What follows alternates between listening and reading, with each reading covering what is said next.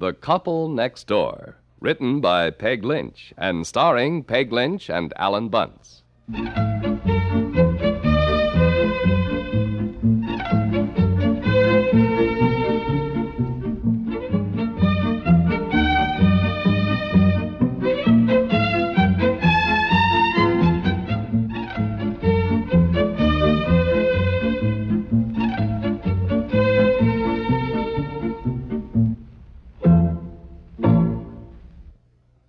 Saturdays in the daytime, CBS Radio takes you behind the scenes in City Hospital, where Dr. Barton Crane tells you the human interest story behind the fever chart or X-ray picture, where people meet crises and face up to them even as you listen.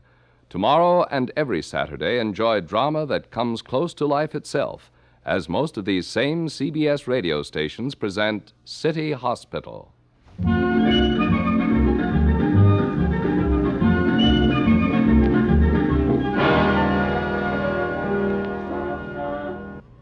Betsy, there's your school bus.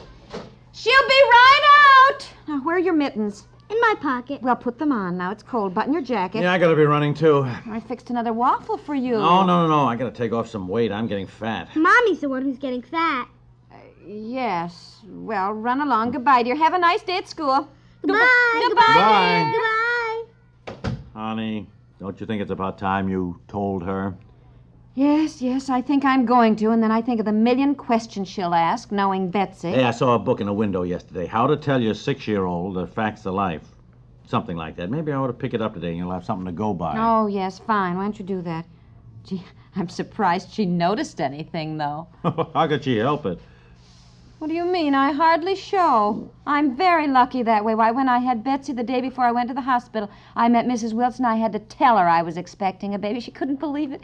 She kept saying, "Oh, no, I can't believe it," you know. Well, maybe so. Just the same, I think you'd better say something to Betsy tonight. Yes. Well, maybe you're right, dear.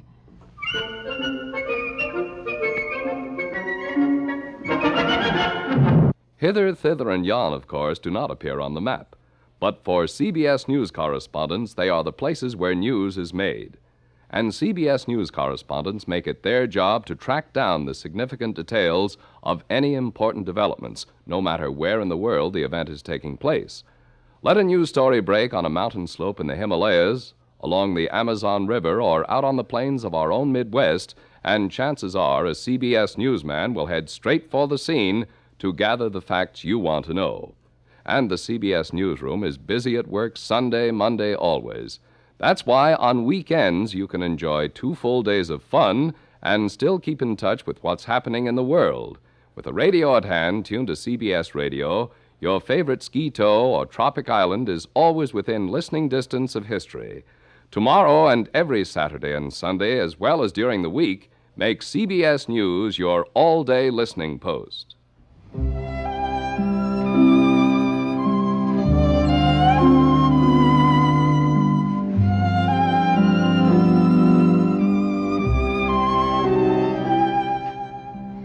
Did you get Betsy to bed? Yeah, I gave her a bath and got her to bed, read her a story. Did that give you enough time to read the book? Well, I've skimmed through it. I think what I'll do is just read it to her. Tells how everybody's born. Animals, people, plants, fish. You know, it's really very good. Birds and bees stuff, huh? Well, in a way. Well, come on with me while I talk to her. No. You can handle the situation. I said goodnight to her once. Come on with me. You always leave things like this to me. Now, you're her daddy. She asks questions, and I can't think quick enough. There'll be 2 of us to answer. Well, all right. Hey, wait a minute. I don't think we should be, too detailed about anything. Oh, no. We'll just tell her. Yeah. Oh, dear, I don't know. I've always known this was coming, and I put it off. I think the best thing to do is just be very casual about it, Yeah, sure. Okay. Go ahead, go on, up the stairs. No matter what she asks, don't get all, embarrassed and blushing about it or... Embarrassed and blushing? Why should I? I know the facts of life. Well, I mean, don't act as though there's anything wrong with it, There isn't anything wrong with it. Oh, you're going to be a big help. I can see that. Betsy! Well, what are you doing, darling? Yes. Getting my dolly into her nightie. Well, while you're doing that, Mommy and Daddy wanted to tell you something. Daddy, you want to... No, Mommy. You tell her. Well, Betsy, you know how you said this morning that Mommy was getting fat? Mm-hmm. But don't worry, Mommy. Everybody gets fat when they have a baby. Yes. Well, Did you know that Mommy was having a baby? Yes. Didn't you know it, Daddy? Oh, yeah, I knew it, honey. No, I just didn't know that you did. Well, you didn't say anything, Betsy, about it. You said it was a secret, and I'm not supposed to tell secrets. Well, what do you mean, dear? I heard you say to Grandma we'll keep it a secret as long as we can. Oh, yes, well, well, then you know that you're going to have a little brother. Oh, you can't tell Mommy until it's born. Sometimes it's a girl. Sometimes it's a boy. I mean, maybe I'll have a sister. Well, yes, that's true. Well, Mommy and Daddy wanted to tell you about babies, dear, and how you were born, and how your little Oh, brother... I know all that, Mommy. Look, I got Ginny's nightie on backwards. And Daddy, look, Ginny has ice skates, too. Look! Yeah, uh-huh. Yeah. Now, listen, darling, Mommy wants to talk to you. Let it go. Well, we... Just forget it. Good night, Betsy, dear. Daddy, did you know that Auntie Lane has a turtle? No, dear, I didn't know that. Well, she does. Gee, I'd like to have a turtle someday. Well, we'll see if we can get one sometime. Good night, darling. Good night, Mommy. Good night, Daddy. Pleasant dreams. Yeah, good night, dear. Pleasant dreams. Well, Yeah. how would you carry that laundry basket downstairs for me? I'm going to wash it in the morning. Sure. All right, go on. I got it.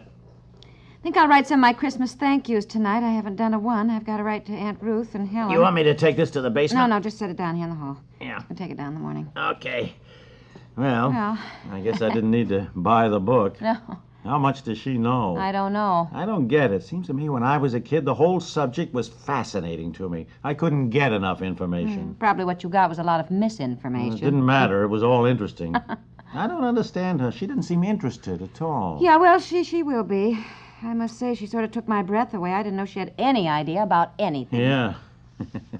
Pretty funny. We've been so cagey about everything. Yes. You mean to tell me that she has never asked you anything about, well, you know. No. Well, yes, once, ages ago. When the Williamsons' dog had puppies. That's right, I Yeah. remember. Now, she did ask me where the puppies came from. What did you say? Well, I said they grew from a little seed. Yeah. Well, that's okay. Yes, well, then she wanted to know where the seed came from. Oh. What'd you say? Well, I said that God put it there. Yeah. Well, that's enough. That's all you have to tell them at this age. That is not all you have to tell them at this age. She said, how did God put it there? Yeah? And I said, well, God could do anything. Uh-huh. She said, yes, but exactly how did he do it? Oh, boy. So what did you say? Well, if I remember, I couldn't think of any simple way to put it, so I said I didn't know exactly how God did things. So she said, oh, well, she'd find out and let me know. No kidding. As I certainly would like to know who she's been talking to. Oh, boy, well, you know how children are. Just, curiosity. It's quite natural. After all, half the kids in the neighborhood have brothers and sisters, and I suppose they've been told quite a few things, especially some of the older ones. Yes, I suppose. Anyhow, let's not be like our parents who never mentioned such things. No. Why, you know that when I told my grandmother we were expecting another baby, she said, well, you don't have to tell everybody so soon. She acted as though I weren't married, you know. Yeah, well, look, we're going to be really modern parents. I want Betsy to grow up feeling that there isn't anything that she can't talk over with us, right? Right. Well, Well, I've been putting these letters off. I ought to write a few tonight, I guess. where's that book? The one I brought home? Oh, it's right there on the table. It's pretty good. I'll keep it and refer to it when Betsy asks me anything. Now, oh, dear, Christmas letter. What did Aunt Ruth send us for Christmas? Oh, yes, those little spice jars. I remember that now. Hey, for Pete's sakes. What's the matter? Look at the drawings in this book. My gosh. Hey, are these fit for a 6-year-old? Come here, look. What? Really? Look at this. For the love of Mike. Well, what is the matter with you? There's nothing wrong with these drawings. I think they're done very simply. Well, I mean, she's certainly too young to... She will be 7 in June. I thought you were going to be such a modern parent. Well, I mean, there's such a thing as being too modern. This book has the approval of psychologists and educators and is very well written. Look on the cover. Here's what a leading child psychologist says. Yeah, well, I sometimes wonder if these child psychologists have any children of their own. Dear, now let's not be old-fashioned. No, all right, I guess not. Well, I think I'll just glance through some of this. You'll see that it's very well done, really, dear. And we're going to be happy we brought Betsy up right, too. Now, write to Aunt Ruth first, I guess. And since she's your aunt, I'd like you to tack a note on, Hey, dear. for Pete's sakes, I didn't know this. No, what? Hey, isn't that interesting? What? Hey, it's about chromosomes and genes. And... Hey, I'll be down. Hey, look, read this right Well, here. I did read it here. No, Where? but look. Where? Oh, yes, Yeah, and see, this shows what happens when the chromosomes... Here, Oh. see? Mm-hmm. And this is when it's twins. Ah! Yes. Well, don't you think that's interesting? Well, didn't you know that?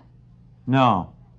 Well, you just curl up with that book, dear, on how to tell a 6-year-old the facts of life. You better bone up if you want to keep one jump ahead of your daughter. Yeah, well, look, nobody ever told me these things. Mommy! Yes, dear. Now, what are you doing out of bed? I thought you were asleep. No, I've been thinking about the baby. Oh, uh-huh. There's something I'd like to ask you. Oh, boy. Here we go.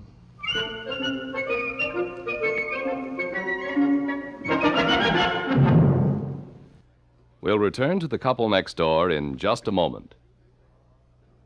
Music of our time, music of many moods, restless, exciting, intense, and sometimes soothing. That's what you'll hear on CBS Radio this Sunday afternoon. Leonard Bernstein's program with the New York Philharmonic will consist entirely of 20th century works by Harold Shapiro, Lucas Foss, and the late Bela Bartok. There will be 2 soloists on the program, Isaac Stern, violinists, and Jenny Turrell, mezzo-soprano. Lighter, more familiar music will be featured by Michel Piastro and his virtuoso musicians on the Symphonette. CBS Radio's The Best in Music will offer many of your pop and jazz favorites, performed by jazz pianist Errol Garner, singer Jim Lowe, and Barbara Cook, leading lady of the hit Broadway musical The Music Man. Another fine CBS Radio show, For You, will bring you songs you like to hear as interpreted by Richard Hayes and Terry Stevens. And more popular music you like to hear will emanate from the brilliant bands of Vincent Lopez and Guy Lombardo. It's music of our time and your time this Sunday on CBS Radio.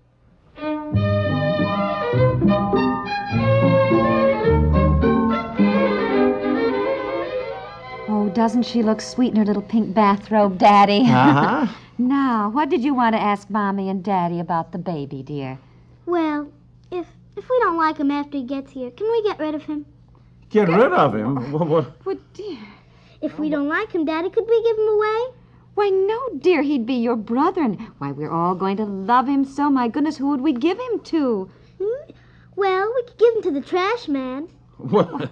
Betsy, now look here, Now, darling. wait a minute. Betsy, the trash man, Mr. Collins, has his own children. He doesn't take others, dear. He would, too. There's a sign in his truck, and it says, we take anything.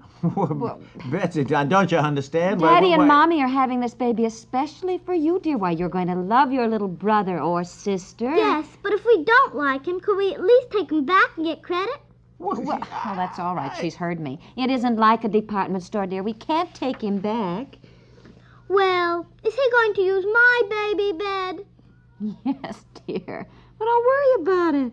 Well, he's going to be your baby, and you'll have to help give him baths and take him out in the buggy. Won't that be fun? I don't know. Well, you go out and get your drink of water. Go on. Then Mommy will take you back up to bed. Go on, dear, and we'll talk about it. There's a clean glass right on the sink. For the love of Mike, you'd think she'd be so pleased. No, dear, another baby is not simple. Now, you stop in the bookstore tomorrow and you buy everything you can on the subject of preparing your first child for the second baby. Oh, boy, well, being a modern parent isn't so simple either. I think it was better in the good old days when you just said, oh, look what the stork left. Yes, maybe you're right, dear.